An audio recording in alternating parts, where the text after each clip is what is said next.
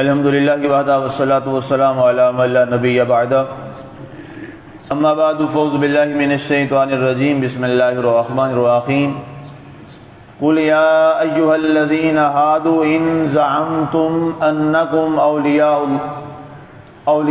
للہ من دون الناس فتمنوا الموت ان کنتم صادقین ولا يتمنونه ابدا بما قدمت ایدیہم واللہ علیم بالظالمین۔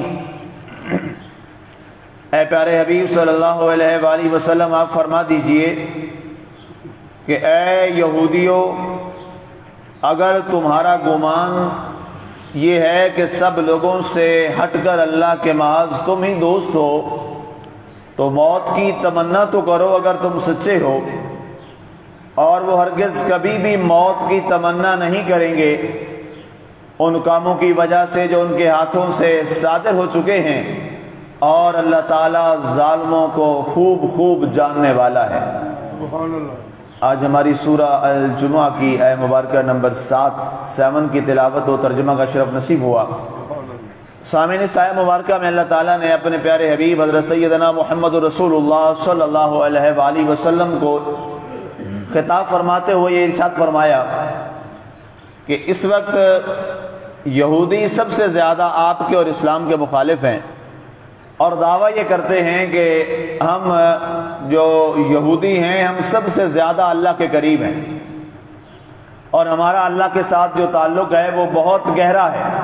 ہمارے نبی حضرت موسیٰ علیہ السلام جو ہیں وہ اللہ تعالیٰ کے مقربین نبیوں اور رسولوں میں سے ہیں۔ اللہ نے انہیں صفت کلیمی سے نوازا ہے۔ اس بنیاد پر چونکہ وہ ہمارے رسول کلیم ہیں اور ہم بھی اللہ کے بہت زیادہ قریب ہیں، جتنا قرب اللہ نے ہمیں دیا ہے کسی اور کو عطا نہیں کیا، تو اس پر اللہ تعالیٰ نے فرمایا کہ پیارے حبیب یہ جھوٹ بول رہے ہیں، اے ہمارے حبیب یہ ان کی محض منہ کی باتیں ہیں۔ آپ ان سے یہ فرمائیے اگر تمہیں اللہ سے محبت کا دعویٰ ہے اور تم یہ کہتے ہو کہ اللہ تعالیٰ کے ساتھ ہماری محبت جو ہے وہ بڑی گہری ہے، تو انسان جس سے محبت کرتا ہے وہ اس سے ملاقات کا خواہاں ہوتا ہے، اور اس کی چاہت ہوتی ہے کہ جس سے محبت کرتا ہوں اس سے ملاقات ہو۔ تو انہیں کہو کہ تم پھر اس طرح کرو کہ موت کی تمنا کرو تاکہ تمہیں اللہ سے ملاقات جلدی نصیب ہو جائے۔ اور بندہ مومن جو ہے اس کے بارے میں یہ حدیث پاک بڑی واضح ہے۔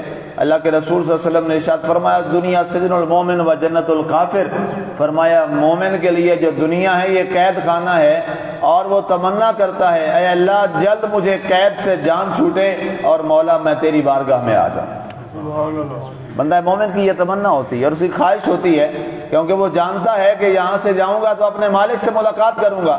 یہ تمنا وہی کرتا ہے جو واقعی کامل اور اکمل مومن ہوتا ہے، جس سے پتا ہے کہ وہاں جا کر مجھے اپنے مالک کے انعامات سے نوازا جائے گا۔ دوسرا تو کوئی بھی نہیں کرے گا، وہ تو دنیا میں رہنا پسند کرے گا، اور اس کی خواہش ہوگی کہ جناب میں 1000 سال دنیا میں رہ جاؤں، یہاں دنیا کی عیش و عشرت میں وہ رہتا ہے۔ لیکن جو نیک اور صالح آدمی ہے وہ دنیا کو قید خانہ ہی سمجھتا ہے۔ تو فرمایا ان یہودیوں سے آپ یہ فرمائیں کہ تم موت کی تمنا کرو کہ جی اللہ ہمیں موت دے دے، تیرے ہم پاس آ جائیں، ہم تیرے دوست ہیں، تو ہمارا دوست ہے، تاکہ ہم وہاں ناز و نام میں رہیں۔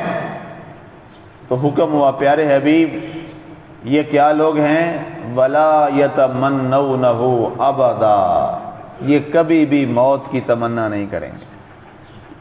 اور ان سے کہا گیا کہ اگر تم یہ کہتے ہو کہ ہم اللہ کے بڑے مقرب ہیں اور اللہ تعالیٰ کا قرب ہمارے ساتھ بہت گہرا ہے تو پھر موت کی تمنا کرو۔ دوئیں یہ بات ہوئی تو انہوں نے کہا جی اس کا یہ کیا معیار ہے، یہ کون سی بات ہے؟ اللہ سے محبت کی دلیل موت سے ہو، یہ کون سی اچھی بات ہے؟ تو بات آگے جواب دیا گیا کہ یہی تو بات ہے، تمہارا یہ ارادہ اور تمہارا قول کہ ہم اللہ سے محبت کرتے ہیں، اولیاء للہ من دون الناس، اگر تم لوگوں سے محبت نہیں کرتے، تم دنیا کے مال و زر سے محبت نہیں کرتے، تو پھر اللہ سے محبت یہ ہے کہ موت کی تم تمنا کرو۔ لیکن قرآن نے خود ہی جواب دے دیا۔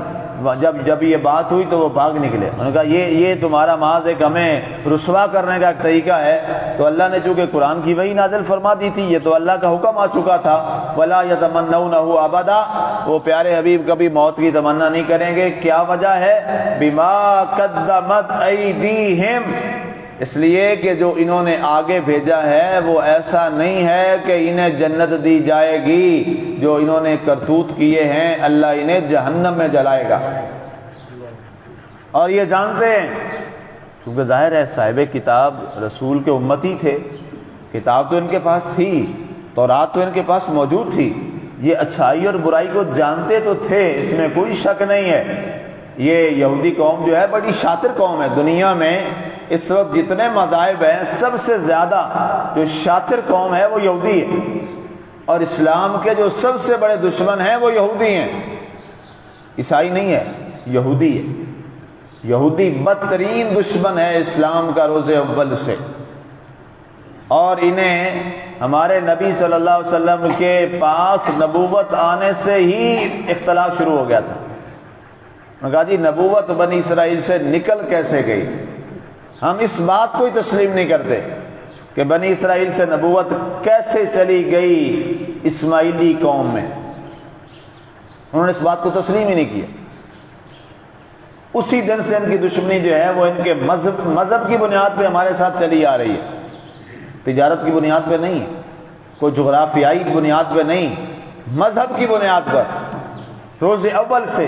اور یہ ان کے ورثے میں شامل ہے، ان کے مذہبی ورثے میں یہ فیصلہ ہے کہ کبھی بھی مسلمان کو تسلیم نہیں کرنا، کبھی بھی مسلمان کو تسلیم نہیں کرنا، اور مسلمان کو ہمیشہ نقصان پہنچانا ہے، یہ ان کے مذہب کا حصہ ہے جنہوں نے خود بنا رکھا ہے۔ اور اس کی بیسک وجہ کیا ہے؟ تمام محدثین و مفسرین کی کتب سے جو نتیجہ نکلتا ہے وہ یہ ہے کہ انہیں یہ تھا کہ نبوت جو ہے وہ بنی اسرائیل سے نکل کر حضرت اسماعیل علیہ السلام کی اولاد میں عرب میں رسول اللہ صلی اللہ علیہ وسلم حضرت سیدنا محمد صلی اللہ علیہ وسلم کے پاس کیوں چلی گئی۔ انہوں نے اسی دن سے اس بات کو تسلیم نہیں کیا، کیونکہ یہ بنی اسرائیل کے علاوہ کسی کے پاس نبوت کو ماننے کے قائل ہی نہیں۔ لیکن چونکہ اللہ تعالیٰ نے حضرت اسماعیل علیہ السلام کی اولاد پاک میں سے آپ سرکار کو منتخب کیا، اور پھر نبوت ہی صرف نہیں دی بلکہ سارے نبیوں کا امام بنا دیا، سبحان اللہ، سارے نبیوں کا امام بنا دیا، اور ایسی نبوت عطا فرمائی کہ موسیٰ علیہ السلام کا بھی امام بنا دیا۔ سبحان اللہ، اور موسیٰ علیہ السلام چونکہ تورات میں بہت ساری آج ان کی آیتیں کئی تو انہوں نے نکال دی ہیں، بہت ساری تو آیات نکال دی ہیں، لیکن ظاہر ہے جو آیتیں ہیں وہ موجود تو ہیں، ساری تو متعارف نہیں کر سکے، ظاہر اس کے نسخے کہیں نہ کہیں تو محفوظ پڑے ہی ہوتے ہیں، تو جو نسخے اس کے محفوظ ہے وہاں یہ موجود ہے کہ اللہ تعالیٰ جو ہے وہ اپنے آخر میں زمانہ میں ایک رسول بھیجے گا، ایک نبی بھیجے گا جو کہ سارے نبیوں کا امام ہوگا، ساری دنیا کا نبی اور رسول ہوگا، وہ کسی حدود قیود جغرافیائی اور ریاستی حدود کا پابند نہیں ہوگا، بلکہ روئے زمین پر اس وقت صرف ایک ہی نبی اور رسول کی شریعت چلے گی، اور اس کا نام ہوگا احمد، اور زمین پہ اس کا نام ہوگا محمد صلی اللہ علیہ وآلہ وسلم۔